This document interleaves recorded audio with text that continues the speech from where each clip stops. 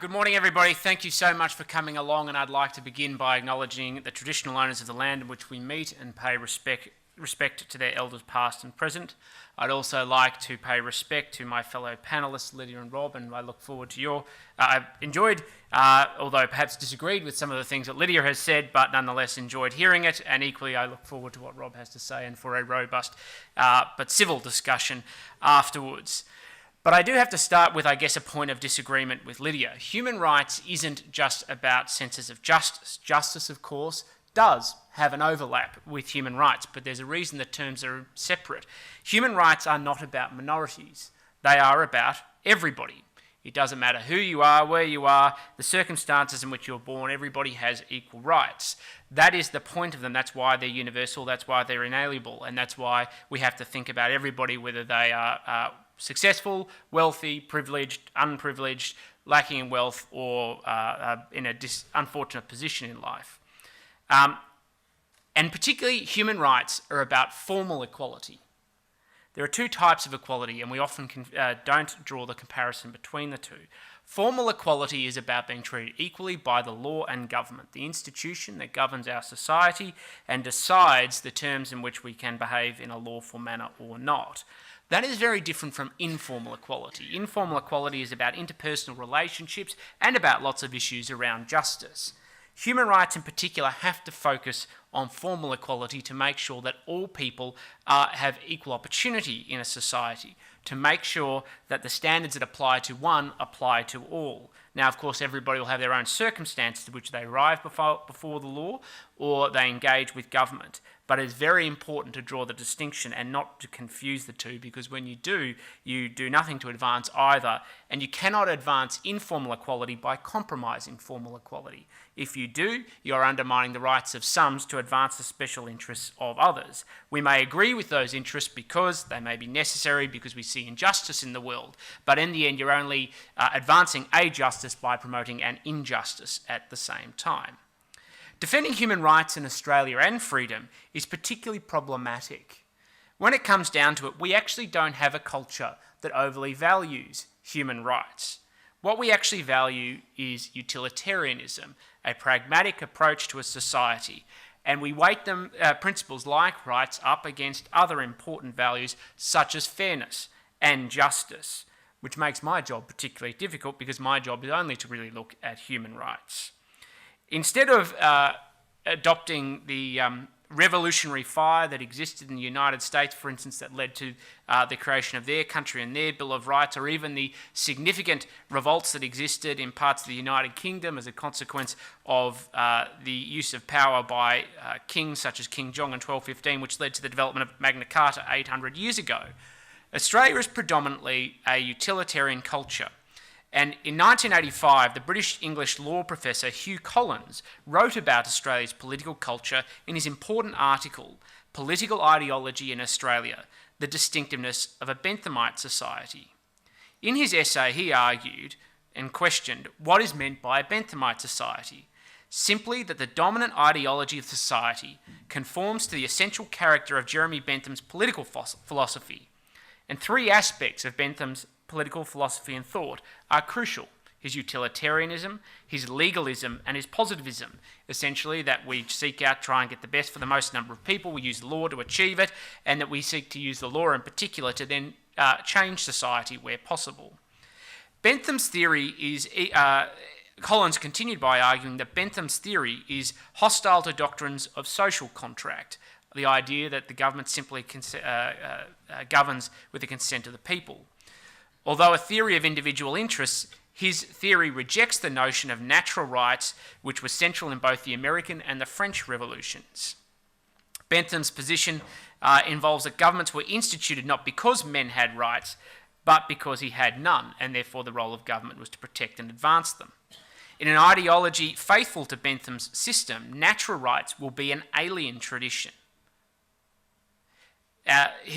There is no deistic basis for religious exceptionalism and political institutions. They are merely human contrivances, not divinely ordained. The expectations are mundane and unheroic. There is neither a messianic mission nor a return to a classical ideal. Utility imposes its own discipline upon reality and sets its own limit to the imagination.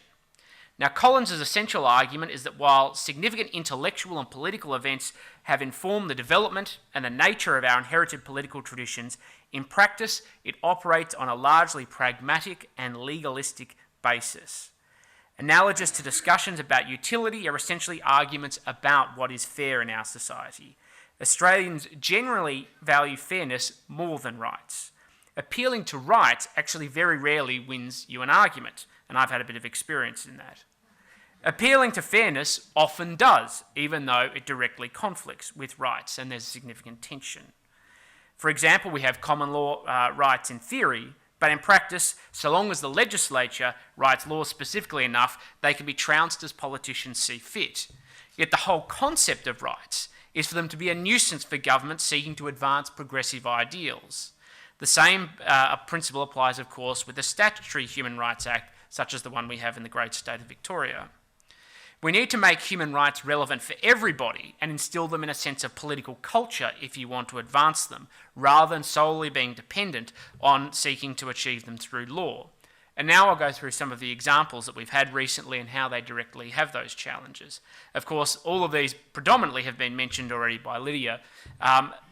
The metadata law, which was introduced by the government last year, seeks to retain data for every Australian citizen. Now, the majority of Australian citizens actually support the principle of metadata. That comes out in public opinion polling. Again, a classic demonstration of where fairness or what is sent to justice or necessary outweighs something such as the rights of privacy. There are no fundamental inconsistencies with metadata and having a free society. There are a lot of privacy advocates who would argue quite hysterically that's not the case, but in practice it's necessary. In the rest of society, when somebody commits a crime or engages in a type of activity, there is a process of recording or going back and identifying what occurred so people can be held to account. It is not legitimate to simply have an environment where people can engage in certain types of conduct, whether it's child pedophilia or terrorism or anything else, or without a degree of accountability. But the question is how you control that data and how you access it. So simply capturing data is not itself a breach of privacy. What is a breach of privacy is when it's inappropriately accessed, when there isn't proper and appropriate measures and safeguards to make sure it's not accessed for illegitimate purposes, and that there aren't strong penalties and punishments which are attached to accessing data inappropriately. And currently the law that was introduced and passed this year doesn't achieve that purpose. It doesn't, for instance, list the sections of crimes that data can be accessed for, because I don't think anybody fundamentally has an issue, though maybe some people, they're a very small number, who think that there is something illegitimate about accessing metadata to establish whether somebody perhaps may have murdered another person, as came up in the case here in Victoria a couple of years ago, where metadata was used for telephone towers to identify where a person was, to assess whether they are a chief suspect in a crime and ultimately led to a murder. The issue is making sure that the crimes are sufficient, they meet a sufficient threshold so that you can have an invasion of privacy and there are proper safeguards, such as a warrant-based system or some sort of supervised system where people have to apply for access through a single entry point. And I have to say, I think the media has consistently let us down in this discussion because they become very animated and excited about a warrant-based system for themselves to make sure that they can protect their sources. But they will not stand for the same principle as I will for every Australian. The simple reality is, if it is good enough for the media, it is good enough for everybody. They are not a privileged or special class.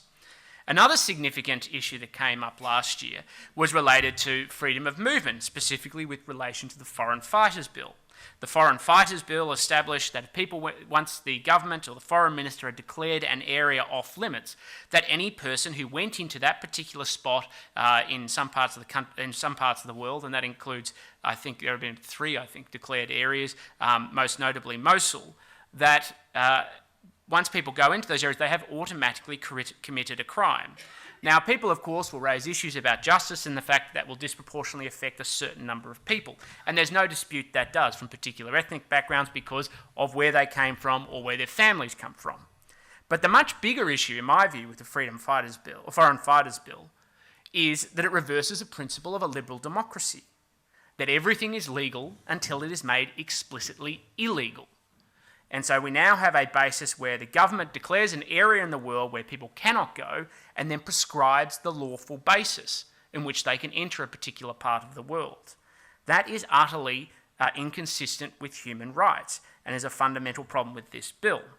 And it's interesting because that's exactly what Section 18C of the Racial Discrimination Act does as well for those people. In fact, I've been in fora where I've raised my concerns about the fact that Foreign Fighters Bill reverses the principle of liberal democracy. I've had people shaking their head away and then pointing out that Section 18C of the Racial Discrimination Act makes speech unlawful. The government then, through the use of courts or the Australian Human Rights Commission, prescribes the basis in which you can legally speak. That is a complete reversal of the principle of liberal democracy. Equally, Section 18C has so many different problems. Not just that it restricts what people can say on legitimate topics, but equally they're prescribing the basis in which they can say them, but it establishes a standard that is not applied consistently to everybody. Race is not a special privileged subject matter in comparison to others. And to give the example I've used many times before, late last year, Anthony Mundine, the former boxer, went onto Australian television and said that gay, lesbian, bisexual, transgender and intersex people were fundamentally immoral, inconsistent with Aboriginal culture and heritage. I think that point is very debatable, but nonetheless he said it, and that they shouldn't be shown on television, particularly in prime time. Now, of course, he is free to say that because there is no law saying that he cannot. Yet if I said exactly the same thing about Aboriginal people, I could find myself in violation of Section 18C of the Racial Discrimination Act. And the point about Charlie Hebdo is not that people were seeking to conflate the same aspects of the law. They were conflating the hypocrisy of people going out and saying that they were suddenly je suis Charlie, or they were standing as though they believed in free speech while supporting a law that fundamentally restricts what people can say in Australia. The law was controversial when it was introduced. It's been controversial at different points through its operation, and it continues to be controversial and will be into the future because it was preceded by 3 significant independent inquiries. None of them recommended the current law. In fact, all of them recommended roughly what I've been proposing since I've been appointed as Human Rights Commissioner and before, which is to establish a general principle around what public harassment means. Public harassment is very different from offender, insult or humiliate. Public harassment involves a provision in which people have their basic rights violated, not just in terms of speech, but also in terms of freedom of association, proximity, and a sense of safety in a society. And when you introduce a provision around public harassment and set it at the appropriate level, it shouldn't just be about race. It should be about all subject matters so that people can feel safe and confident in a society. The other point about Charlie Hebdo, and I need to clarify with Lydia, is that Muslims can be covered by Section 18C. This is established in the explanatory memorandum to the 1995 Racial Hate Act, which introduced 18C.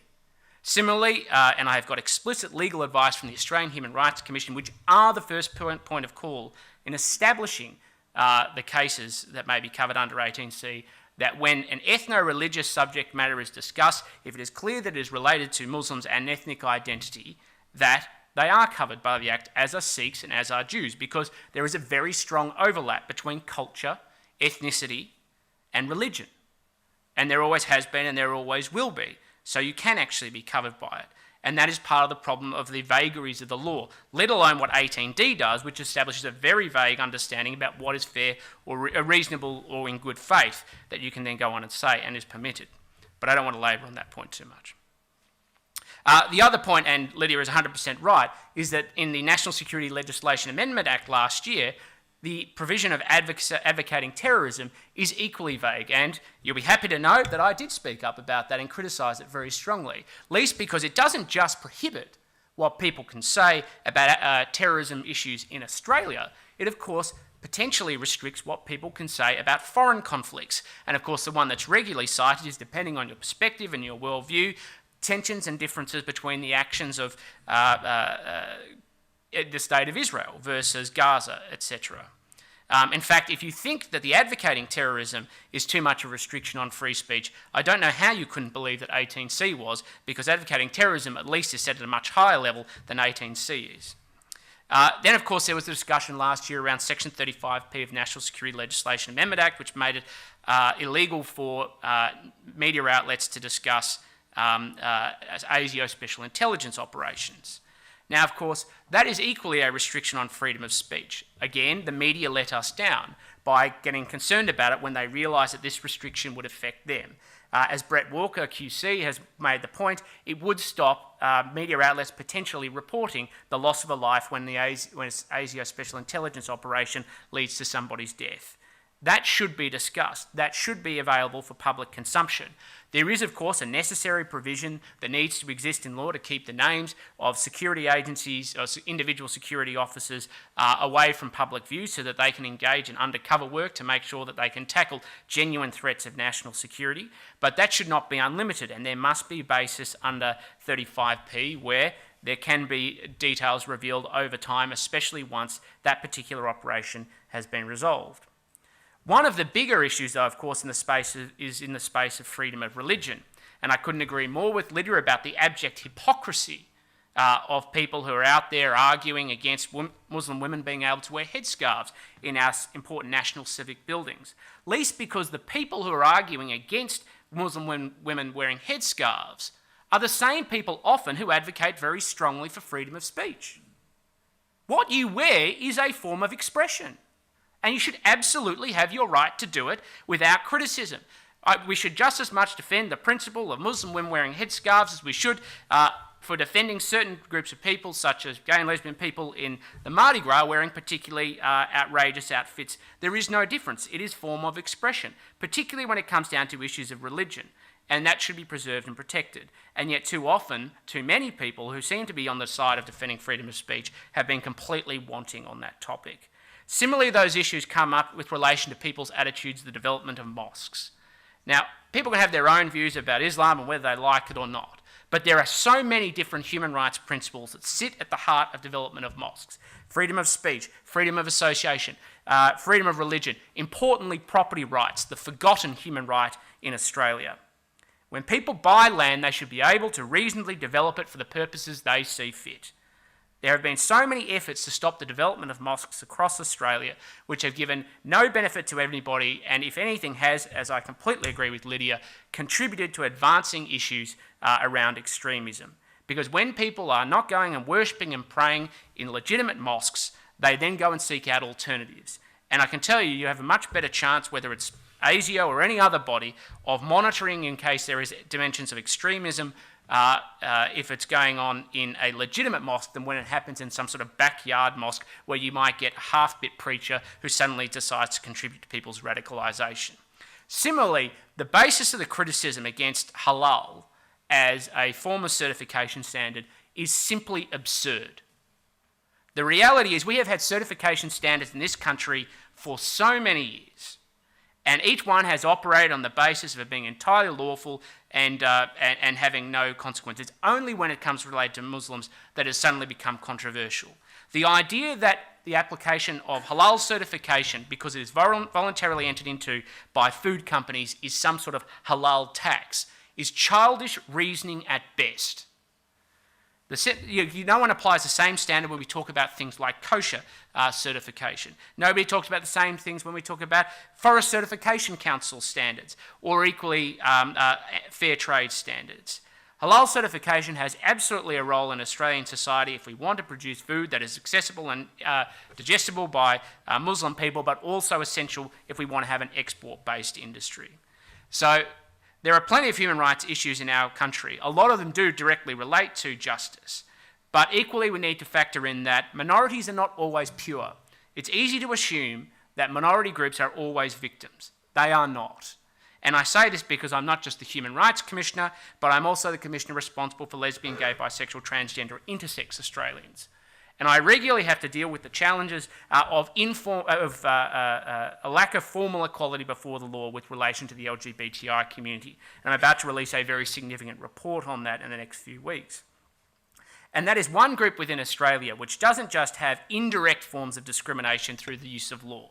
They have direct discrimination against them through the use of law. And I'm not just talking about marriage. If you look at the enormous number of laws that operate at state and federal level, in this country, there are huge areas still of discrimination against gay and lesbian people and transgender and intersex people.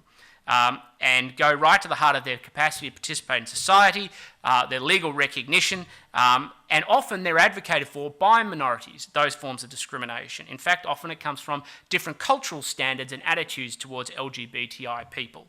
Those issues need to be challenged. And as I go back to my point earlier, there's a strong overlap between religion, culture, and ethnicity. And this is precisely why debate should be open, issues should be discussed, and it doesn't matter whether anybody is offended, insulted, or humiliated in the process. Thank you.